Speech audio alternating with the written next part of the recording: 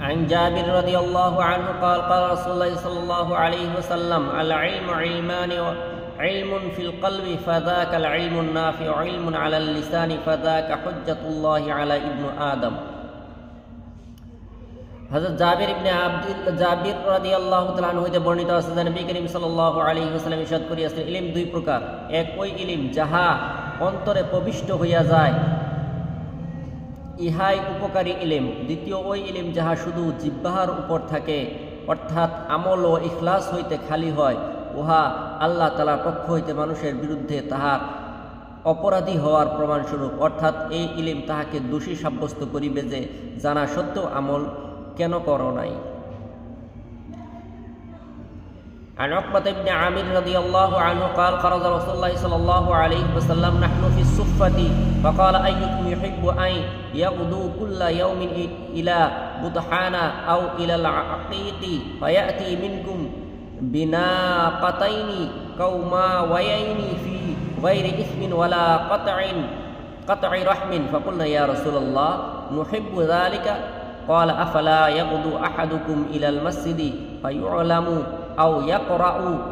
آيتين من كتاب الله عز وجل خير له من ناقتين ثلاث خير له من ثلاث أربع خير له من أربع ومن أعدادهن من الإبل হযরত উকাবা ইবনে আমির রাদিয়াল্লাহু তাআলা আনহু রাসূলুল্লাহ সাল্লাল্লাহু আলাইহি ওয়াসাল্লাম হযরত উকাবা ইবনে আমির রাদিয়াল্লাহু তাআলা আনহু বলেন রাসূলুল্লাহ সাল্লাল্লাহু আলাইহি ওয়াসাল্লাম তাশরীফ আনিলেন আমরা সুফাতে বসেছিলাম তিনি ইরশাদ করিলেন তোমাদের মধ্যে কে ইহা পছন্দ করে যে প্রত্যেক সকালে বুধা অথবা আকিক বাজারে যাইবে আর কোনো গুনাহ যেমন চুরি ইত্যাদি ও আত্মীয়তার সম্পর্ক ছিন্ন করা ব্যতীত দুইটি অতি উত্তম উটনি লইয়া আসিবে আমরা আরজ করিলাম ইয়া রাসূলুল্লাহ ইহা তো আমাদের প্রত্যেকেই পছন্দ করিবে রাসূলুল্লাহ সাল্লাল্লাহু আলাইহি ওয়াসাল্লাম ইরশাদ করিলেন সকালবেলা মসজিদে যাইয়া তোমাদের কোরআনের দুইটি আয়াত শিক্ষা করা অথবা পড়া দুই উটনি হইতে তিন আয়াত তিন উটনি হইতে এবং চার আয়াত চার উটনি হইতে উত্তম এবং উহার সমপরিমাণ উট হইতে উত্তম عن معاوية رضي الله عنه يقول سمعت رسول الله صلى الله عليه وسلم يقول من يريد الله به خيرا يفقهه في الدين وإنما أنا قاسم والله يعطي মুআবিয়া রাদিয়াল্লাহু তাআলা আনহু বলেন আমি রাসূলুল্লাহ সাল্লাল্লাহু আলাইহি ওয়াসাল্লামকে ইরশাদ করিতে শুনিয়াছি যে আল্লাহ তাআলা যে ব্যক্তির সহিত কল্যাণের ইরাদা করেন তাহাকে দ্বীনের বুঝ দান করেন আমি তো শুধু বন্টনকারী আল্লাহ তাআলাই দান করার মালিক عن ابن عباس رضي الله عنهما قال ضمني رسول الله صلى الله عليه وسلم وقال اللهم علمه الكتاب হযরত ইবনে আব্বাস রাদিয়াল্লাহু তাআলা আনহু বলেন একবার রাসূলুল্লাহ সাল্লাল্লাহু আলাইহি সাল্লাম আমাকে নিজের বুকের সহিত লাগাইলেন এবং এই দোয়া দিলেন আয় আল্লাহ ইহাকে কোরআনের ইলম দান করুন عن أنس رضي الله عنه قال قال رسول الله صلى الله عليه وسلم إن من أشراط الساعة أن يرفع العلم ويثبت الجهل ويشرب الخمر ويظهر الزنا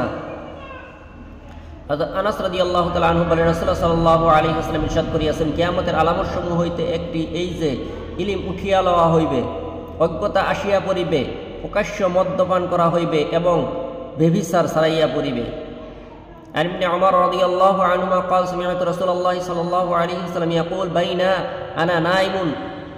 أتيت بقدح لبن فشربت منه حتى إني لا أرى الري يخرج في أظافري ثم أعطيت فضلي يعني عمر قالوا فما أولته يا رسول الله قال على العلم আব্দুল্লাহ ইবনে উমর রাদিয়াল্লাহু তাআলা আনহু বলেন আমি রাসূলুল্লাহ সাল্লাল্লাহু আলাইহি ওয়াসাল্লামকে ইরশাদ করিতে শুনিয়াছি যে একবার ঘুমন্ত অবস্থায় আমার নিকট দুধের পিয়ালা পেশ করা হইল আমি উহা হইতে এত পরিমাণ পান করিলাম যে আমি আমার নখ হইতে পর্যন্ত উহার পরিতৃপ্তির আসব বাহির হইতে অনুভব করিতেছিলাম অতঃপর বাকি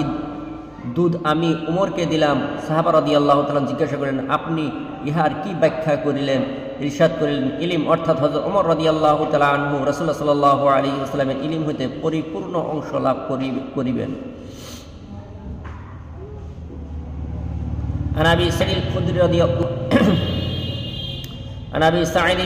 رضي الله عنه عن رسول الله صلى الله عليه وسلم قال لا يشبع المؤمن من خير يسمعه حتى يكون منهات الجنة منتهاه الجنة. عن أبي